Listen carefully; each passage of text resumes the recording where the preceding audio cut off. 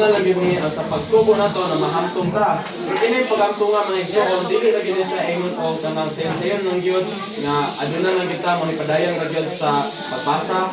Dili ra gyud taman ana mga igsoon kundi aduna ra gyud pagsurot siyang pulong sa nato mga igsoon. Og labi na kini nga weak na siya nga pulong nga mao na gyud niya atong kinabuhi mga igsoon. No nga ang kini paghamtong igsoon kung doon nato ni siya sa pagbasa dire sa Griego kay sa English pa ni siya is the end point o labi na gyud sa kinatapusan na gyud may igsoon. No nahinikita gyud nga mao na gyud ni ang final, no ang last na gyud sa labi na gyud sa atong pagtubo sa kinabuhi.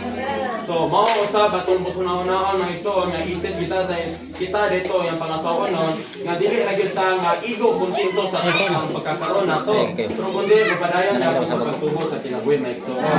Kay ang Ginoo mismo ang realidad sa tanan siya pod ang tinuod pod nga farmer ulabin ang unique nga farmer nga nagulat ra pod siya nag-agad siya sa nato nga labin na pud ta nga namahinog dira alang sa iyang atubangan may igsoon. No nga dili ra gyud ni siya nga mamili ng sama tanan nga dula kay matinaw ug labi na gitpod nga kato ra gyud nang mga igsoon.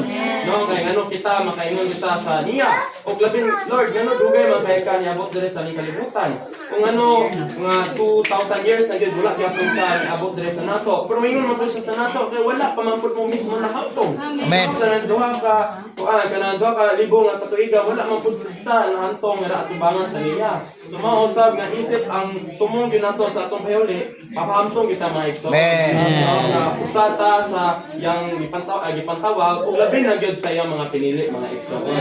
No kay kini pong pagpahamtong mga igsoon kay aduna ra gyud pud siya sa kanang matter of unity sa pagkagusto ng mga igsoon.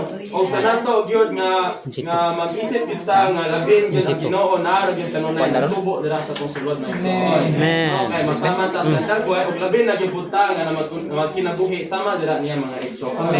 No kay dira naman pod nga pinapare sa divide ni siya ni Adan ug Eva.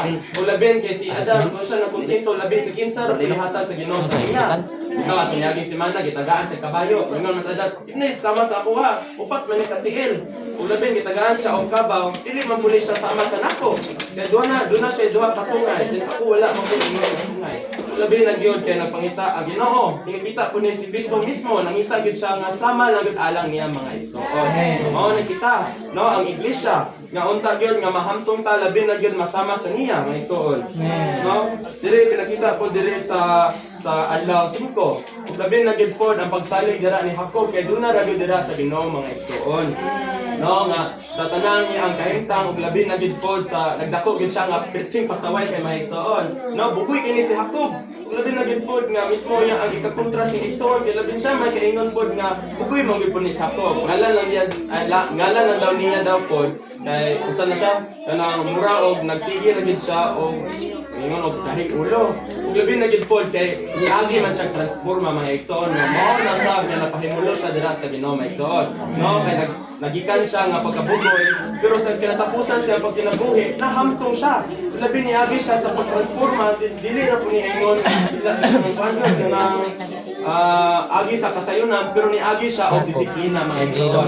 Ganahan gid siya sa Ginoo labi na gyud para sa tuyo siyang pagtubo kinabuhi. O mao nga siya na labi na sa kinatapusan sa kinabuhi. Sa time nga duna pa siya sa Egypto nga siya na mismo tong tao Isaw may pinalangin niya gikuha ang panalangin Isaw sa Ginoo mao pa gyud nagdisin dira sa ni Father ng Igsoon.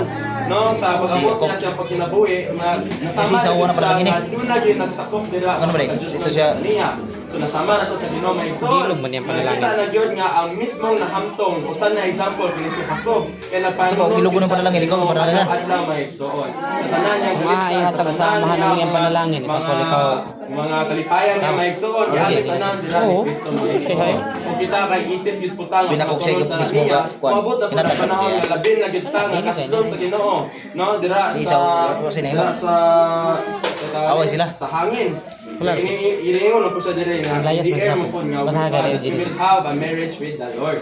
O labi na si ini nga kita na gyud pod nga ready no nagpangamdan na gyud ta sa pag-abot sa Ginoo o kita na gyud kaslon niya mga igsoon. Praise the Lord mga igsoon. Amen.